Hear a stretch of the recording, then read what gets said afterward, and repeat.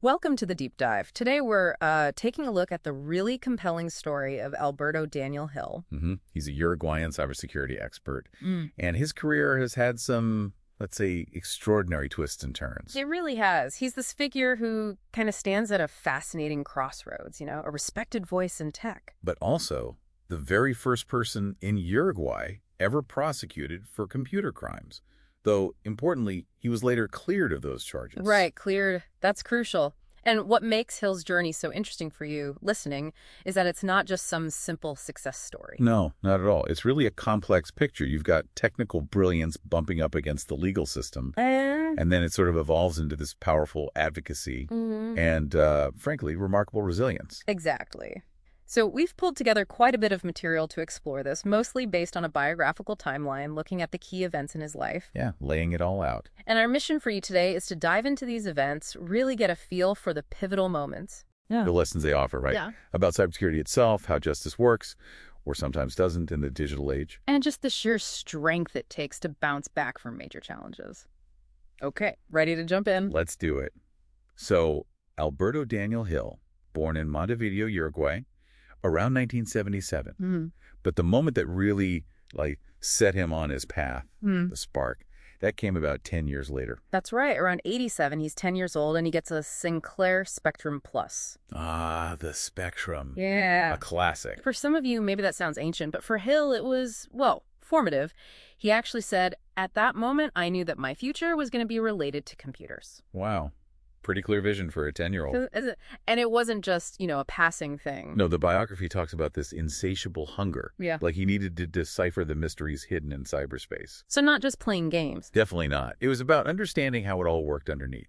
And what this really shows you is how often that deep expertise starts with just playing around. Yeah. Exploring. Yeah. Taking things apart. Yeah, that curiosity. It's a mindset, isn't it?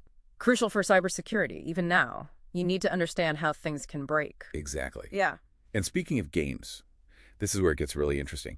By 14, so around 1991, he wasn't just playing, he was tinkering. Taught himself some basic assembler. Which, for you listening, is a really low-level language. Gets you right down to the bare metal, almost. Right. And he used it to modify a soccer game. Emilio Butragueño, he's called. Okay. And he was so pleased with it, he sent his modified version off to a Spanish magazine. They published it. No way. At 14. Yep. Think about that early validation. Getting your work, your curiosity, recognized like that publicly. Huge motivator. Absolutely. It really speaks to that drive, doesn't it? To explore, to change things, to see what's possible. And you can draw a direct line from that early experimenting to his later cybersecurity expertise. You need that fundamental grasp of how systems work and how they can be bent. Makes sense. So that youthful curiosity eventually led to more formal learning. He got a computer engineering degree, right, in 2003? He did. But what's really interesting is what he says about where the real learning happened, especially the specialized stuff. Ah, right. He talks a lot about self-learning, doesn't he? For security, for hacking, things moving too fast for traditional courses, maybe? Exactly.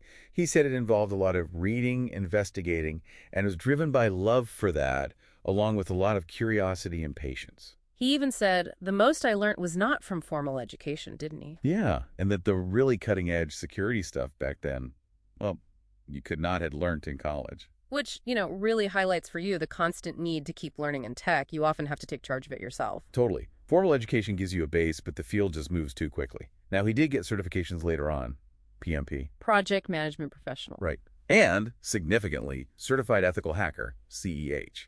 Now, that CEH is interesting for you because it means learning to think like the bad guys, essentially. Understanding attack methods to build better defenses. Precisely. But even with those credentials, he seems to believe that self-driven learning is paramount in this field. It's always evolving. So it makes you think, doesn't it? What really makes an expert in this digital age? Formal qualifications help, sure. But that ability to constantly learn, adapt, explore on your own seems vital, especially in cyber. That mindset, it connects directly to how he views the word hacker. Right? Absolutely. He embraces it, but in its original sense. The skilled enthusiast, someone pushing boundaries, exploring systems, not necessarily malicious. Exactly. He said, being a hacker is not an insult. It is, in fact, a compliment. It's about that deep curiosity and understanding. Which, as you said, is crucial for good cybersecurity. You need to know how things can be exploited to know how to protect them. Okay. So we've got this picture of his technical foundation, which brings us, well, it brings us to a really defining moment, the Uruguayan hacker case. Right. So this kicks off in 2014. Hill, acting as a security expert, finds a pretty serious vulnerability on a medical provider's website. And crucially for you to understand his initial role here, he reports it responsibly to CERTUI, that's Uruguay's National Computer Emergency Team. Standard procedure, responsible disclosure. You find a hole, you tell the owner so they can patch it. Exactly. Seems straightforward, ethical, right. The right thing to do. It is. But this act later gets tangled up in something completely different. Yeah. Fast forward to February 2017, same medical place gets targeted again, but this time it's a different incident, unrelated apparently. Right. Someone hacks in, gets access, and tries to extort them, demands $60,000 in Bitcoin. And the threat to release patient data, including, incredibly sensitively, HIV statuses. Awful. A really serious criminal act. Huge potential harm. Definitely. And this leads to a police investigation called Operation Bitcoins. And then, in a major turn, Hill is arrested, September 11th, 2017. And the police raid his home.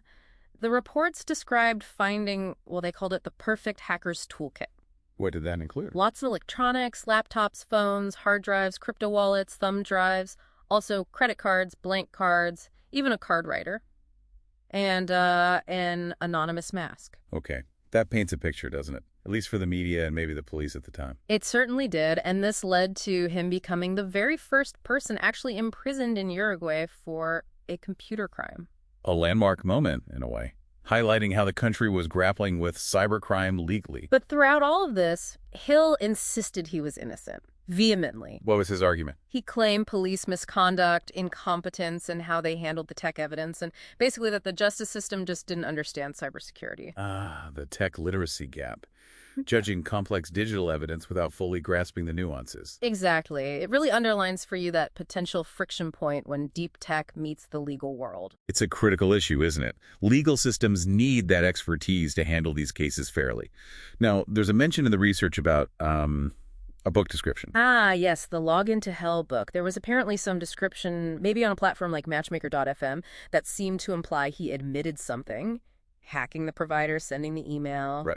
A bit confusing given his denials. It is, but it's really important for you to know that the overwhelming story across basically all other sources, his own accounts, other descriptions, is his flat-out denial of the crime and his claim of wrongful prosecution. So that one description seems like an outlier, or maybe taken out of context. Seems likely. It really just highlights the complexity and how information can get twisted. You have to look at the whole picture. Anyway, he spent 8 months in prison. 8 months before getting out on bail. Yeah. And then came a 4-year legal fight. Imagine the toll. Personal, professional. Absolutely devastating, you'd think. But eventually, around 2021, he succeeded. Criminal record cleared. A huge vindication after all that. Yeah. And it really seems like that whole ordeal, the prosecution, it became a catalyst for him, didn't it? Totally. It fueled his advocacy, pushing for ethical hacking principles, for fairer treatment in the legal system for cyber cases. Makes you think, doesn't it? About due process, about needing judges and lawyers who really understand this tech stuff in our digital world. For sure. So coming out of that legal storm, Hill channels all this experience, all his expertise into a really diverse career. Yeah, the biography calls it a mosaic of multiple roles. Cryptographer. Securing communications. Computer forensics expert. Apparently did the first forensic work in a criminal case in Uruguay way back in 2004. Wow. Professor of computer science, cybersecurity specialist. He's worn a lot of hats. It really shows the breadth of his knowledge, doesn't it? Not just stuck in one niche. He consulted for the government, too, implementing security standards. ISO 27000 stuff. Which, for you, are basically the international gold standards for managing information security. Big deal stuff. And he had a key role at ANC-TAPI, the national oil company. Critical infrastructure. Security there would be paramount. Absolutely. But even with that stable, important job, he left. Made the jump to start his own company in 2016, Cryptocurrency Services. Shows that forward-looking interest again, right? Getting into crypto early. Definitely entrepreneurial. And what's really striking for you is that even during and after the legal battle, he kept developing professionally. got those certifications we mentioned. Including the CEH, the Certified Ethical Hacker. Right, underscoring that commitment to understanding the offensive side to build better defenses. His skills really cover a huge range: consulting, IT security, forensics, ethical hacking, those ISO standards. A broad toolkit. And then diving into crypto and blockchain with his company, getting involved in initial coin offerings, ICOs. Yeah, as a team member, as an advisor, clearly saw the potential there early on. So it's not just the technical skill. He's also put a lot of energy into contributing back, hasn't he? Advocacy, writing, teaching. It really seems that way. Like that whole wrongful prosecution experience just lit a fire under him to educate, to prevent others going through the same thing. Yeah, using his platform, his books, like Logged Into Hell. They're his firsthand account, right? Trying to raise awareness. Exactly. And he didn't stop there. He got into podcasting Cyber Midnight Club. And he was featured on Darknet Diaries, wasn't he? Episode 25, Alberto. That was huge for getting his story out internationally. A lot of people heard about him through that. Yeah, it's a very popular show. And he's written articles, too, for tech magazines. Hossie 9, Digital Forensics Magazine, Cointelegraph, sharing his expertise, commenting on the field. And the teaching aspect, he's actively training people. Yes. Runs courses on all sorts of cyber topics: basics, ethical hacking, forensics, drawing on his own experiences, his stories. And he has that motto, right? Human knowledge belongs to the world. Yeah, that seems to be a real driving force for him, this commitment to sharing what he knows, empowering others. It really comes through. He's not hoarding his knowledge, he's actively sharing it. And he keeps evolving, too, now focusing on blockchain, crypto, fintech. NFTs as well, apparently, as the #Hacker337 NFT Club, always looking at the next thing. So if we try to understand the person behind the code, that philosophy, human knowledge belongs to the world, seems central. It does, along with this strong theme of resilience. He talks about turning challenges into stepping stones. And he's had some major challenges to turn around. He seems pretty self-aware about his public image, too, acknowledging it's a mixed bag because of the legal case. Right. He knows the prosecution is part of his story now. But he consistently frames it as overcoming injustice, as redemption through his work. It's quite a narrative arc, taking something really negative and using it as fuel. His website, albertahill.com, seems to pull all these threads together. Yeah, it's like his central hub now. And you can't really deny he's made a mark, especially in Uruguay's cybersecurity scene, been called a beacon. And it's interesting to think about the timing, isn't it? His very public case. Then Uruguay passes a new, updated cybercrime law in September 2024. Addressing things like illicit access, defining offenses more clearly. Now, you can't say his case caused the law change, obviously. No, legislation is complex. But his situation certainly provided a very high-profile, real-world example of the challenges and maybe the gaps in the previous legal framework. Yeah, it likely added to the conversation, highlighted the need for updates, a reference point, perhaps? Possibly. It showed the complexities involved. Okay, so as we wrap up this deep dive on Alberto Daniel Hill, what are the main takeaways for you?